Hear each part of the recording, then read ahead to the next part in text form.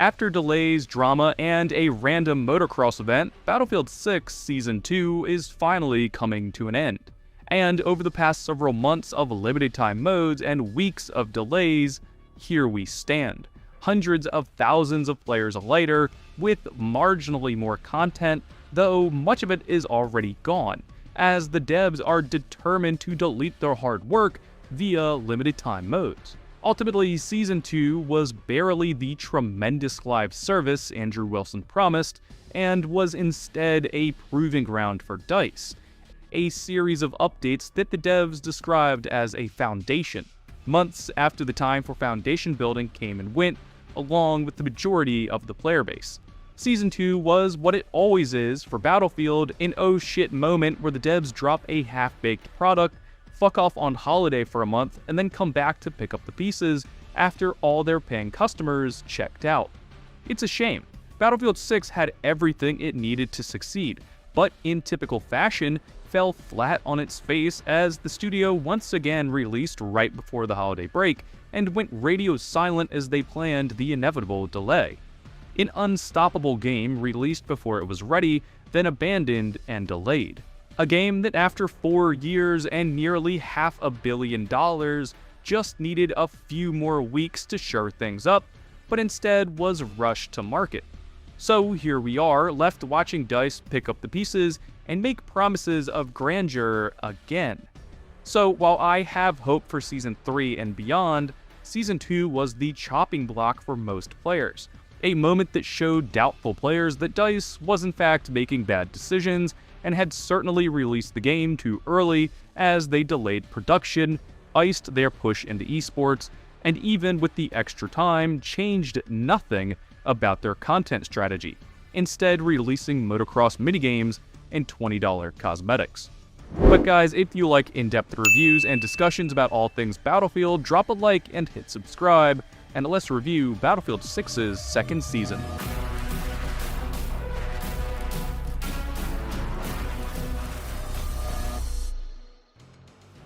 Season 2 is, or at least hopefully was, rock bottom.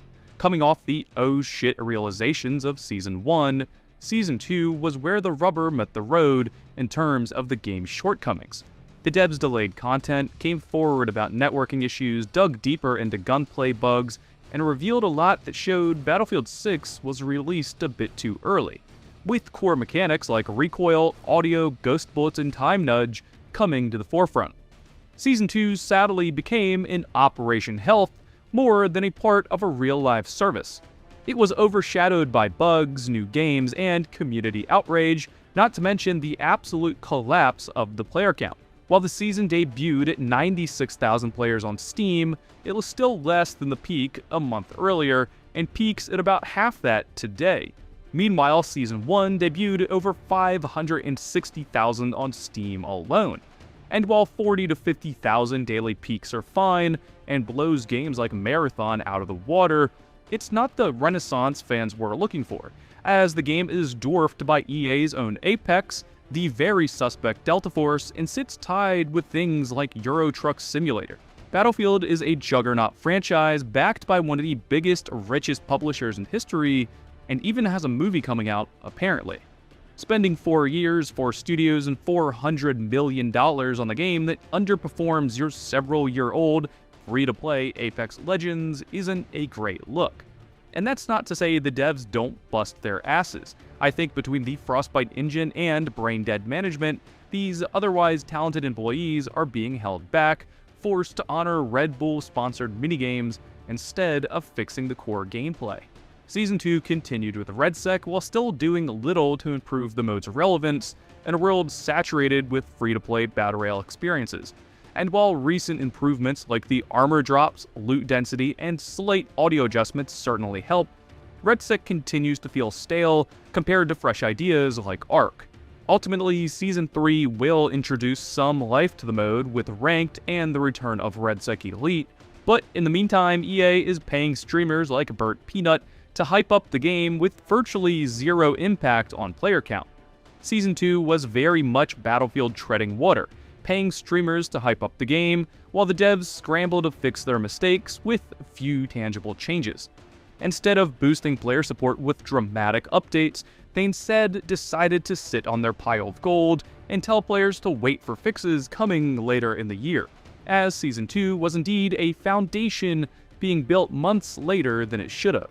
But on top of everything, EA seemed to see the writing on the wall. They pulled back, cashed out, and started cutting staff.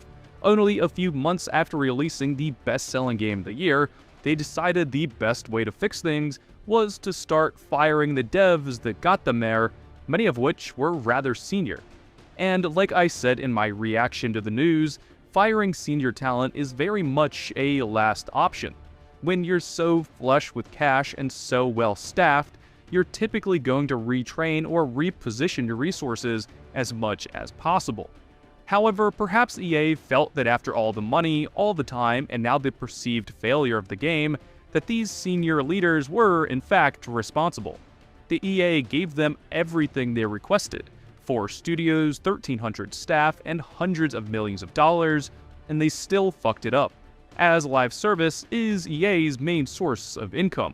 Now, I don't totally buy that. I certainly think EA pushing for dated concepts like a bog-standard battle royale and firing Ridgeline Studios behind the campaign were representative of how out of touch leadership was, as they seemingly obsess over Modern Warfare 2019 and Warzone from 6 years ago. Ultimately, Battlefield lost a lot of its personality with this game, and with all those iconic Siege of Shanghai, Behemoth, and Levolution moments missing, it feels like the new Battlefield studios missing the forest for the trees, replacing AC-130 gunships with Red Bull keychains. They harped on cosmetics, cluttered graphics, and overbearing cinematic audio, and forgot what Battlefield was all about. But while Season 2 was certainly underwhelming and marked a chapter of steady decline, it did show that Battlefield studios can make interesting content when they want to, but are also getting into a bad habit of making random shit to entice free-to-play randoms. Now, starting with the good, during Extreme Measures, Contaminated marked a pretty notable addition to the maps. A bright, pretty, medium-sized map with good space for the new Little Bird and all-out war combat. Not a perfect map, but a decent addition that added some variety and was a good middle ground for traditional Battlefield experiences. Next up, with Nightfall, DICE finally brought back some classic Battlefield fun with the reintroduction of night vision and the all-new meat grinder in the form of Hoggental. And while I personally quite enjoy Hoggental, as I'm typically a fan of linear meat grinders, it was ultimately a divisive map. Solid for those of us who love the grind, but a far cry from the large outdoor spaces most fans yearned for. But while divisive, I believe Hoggental, with the addition of night vision, were necessary to cover their bases and show DICE can bring back those cool mechanics, even if they're only used in small modes and for a limited time. But speaking of divisiveness, Nightfall's introduction of the Red Bull Supercross event was a massive insult to longtime fans. Producers cried out about not having enough resources, but instead were plastering Red Bull logos all over the free-to-play Battle Royale to snag a quick payday. The game mode was shit, unnecessary, and didn't even allow you to play with friends. It was a half-assed cash grab to boost install numbers from people who clearly don't want to play FPS, and something I've ranted about ad nauseum in shorts like this. Finally, with the update Hunter and Prey, Operation Augur was a real breath of fresh air. It's honestly a mode that should have stuck around in Battlefield since its debut back in Battlefield 1, and complements the other new content like the GRT DMR, Contaminated, and the VL7 gas rather well. But again is a totally soulless, half-assed implementation of what used to be the most magical Battlefield experience from back in the day. Again, something I've ranted about in prior videos. So all in all, Season 2's individual content wasn't bad, at least in a vacuum. I enjoy all the new weapons, Nightfall was a great show of depth for the game, and all the content came together rather nicely in Operation Augur. But outside of a vacuum, it's a very different story. First off, we have to stop with the limited time content. Operation Augur, Night Vision, and VL7 should be the first steps in expanding the depth of this game's content. Perhaps Friday Night Battlefield brings back a weekly operation, or night vision TDM. The L7 becomes a gadget like it is in RedSec, and the game doubles down, expanding these mechanics to new quarters of the game, like imagine a night version of Siege of Cairo. Season 2 teased players. It showed that Battlefield can have more depth and bring back old modes like Operations, even if they totally suck the life out of them. Season 2 showed that new weapons can mix up the meta, like the CZ Scorpion. And it showed that players want real Battlefield content, not free-to-play minigames.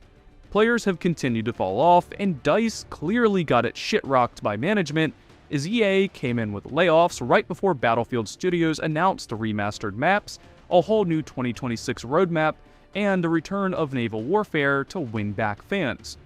But while I'm genuinely excited for things like Ranked, Naval Warfare, and especially Proxy Chat, that's later, and Season 2 ultimately walked, hell even crawled, so Season 3 can run. It's been a pathetic, delayed, and underwhelming several months, and after $500 million and 1,300 staff, it was ultimately a joke.